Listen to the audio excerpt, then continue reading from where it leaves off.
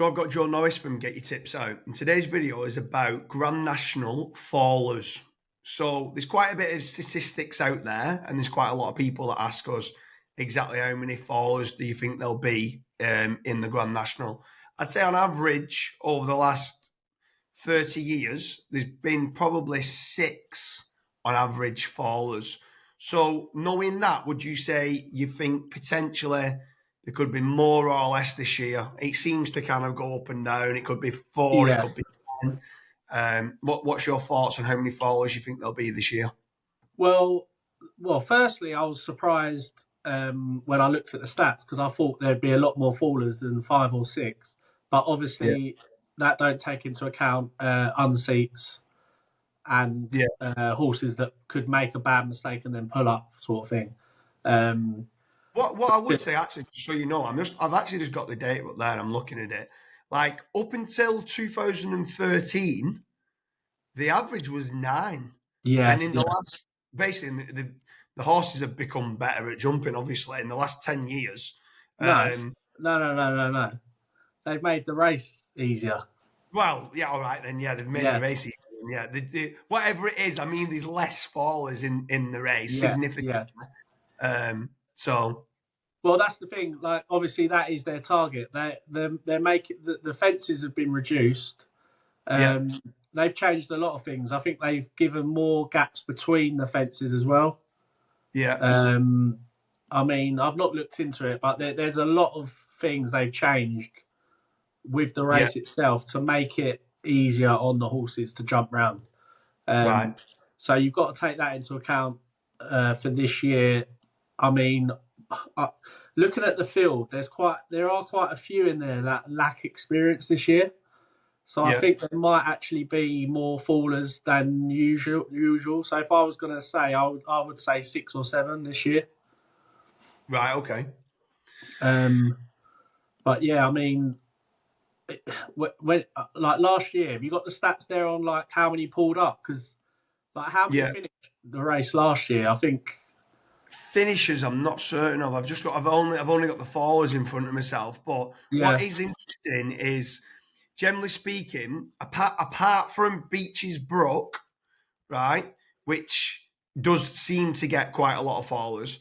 Once you get past the first 4 fences, there's more horses fall at the first fence, and then after that, the second most is Beech's Brook on the first lap round, and the third most, is Beech's Brook on the second lap round, and then after that, it's the second, third, and fourth fence. So generally Beech's Brook is the 6th, isn't it? Did you say? 6th, the 6th and the 22nd fence. So that makes you think there's fallers at the first, not because the first is difficult. It's because it comes up quickly and because they're the speed of everyone trying to get to the front. They're shuffling for position, so it's jockey error and it's horse not being ready, really. So that's probably that. So really, Beech's Brook is the fence that you want to be watching your horse at, because exactly. I mean, you'd think obviously the chair or the canal turn and stuff like that, but it seems to be the one fence that catches majority of them out is, apart from the first couple of the first like 4 fences, after that is the Beech's Brook is kind of the main one that seems to catch them all. I mean, that surprises me, but it doesn't, because I know it's a tough fence, but I always feel like that canal turn. I hate that canal turn. Yeah. Because they change directions so quick. Yeah. And if you've got a horse that's maybe not concentrating or gets shuffled a bit wide, I feel like I've lost many a bet at the canal turn, I think. Yeah. It's just interesting on the data. So what are you saying then? How many followers you think there'll be this year? Not pulled up, not unseated, specific followers. I'm going on the high side this year. So looking at the last couple of years, it's been 5, 5, and 6. I think you said. Yeah. I'm going to say 7 or 8. I think it's going to be on the higher side.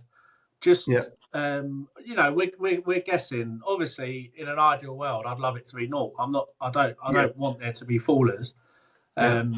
But but I just feel like there's a few in here this year that lack experience. Yeah. And I think, I'll go on the higher side, definitely. I agree with you because I also think there's some absolute class acts in the race. I think it used to be very unusual for many like Gold Cup horses to run in the Grand National. There's a lot of talent in there, so I feel it's going to be run at a faster pace. And I feel if it is run at a faster pace, it's going to catch one or two of the slower ones out who are trying to keep up with the pace and stuff like that. So it's just interesting because we get asked the question quite a lot with how many fallers, fence by fence, where's the most important to look at, which would be the first fence or Beecher's Brook, basically the main fences where the horses have got the most chance of falling. But like you said, hopefully for the welfare of the horses, there's zero and they all get around and it's a photo finish between all runners and riders. So anyone who's watching this, how many followers do you think there'll be in the race? Do you remember the old track? Joe saying it's a lot easier now to get around than what it used to be.